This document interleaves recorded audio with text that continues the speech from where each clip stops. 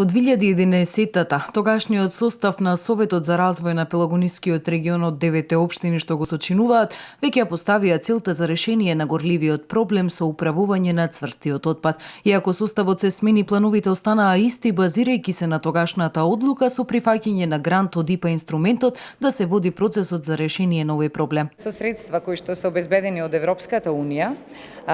до декември 2017 година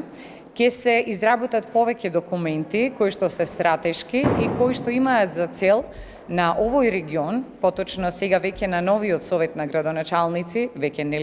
2 години актуелни нови градоначалници во Пелагонискиот регион, да им го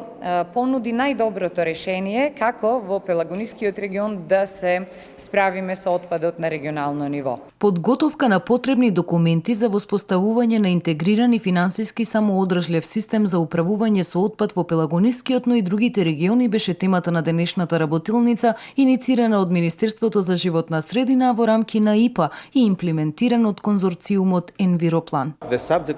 Целта на нашиот проект да се подготват сите фази и сите активности кои што се неопходни за воспоставување на цврст, стабилен систем за управување со цврстиот отпад во регионот Пелагонија. По дискусијата ќе следат 3 можни сценарија за решение на проблемот и одлуката ќе падне на Советот на градоначалници, а целта е да се обезбеди едуцирана објективна одлука која ќе ги задоволи потребите на граѓаните и зачувувањето на животната средина согласно националното законодавство.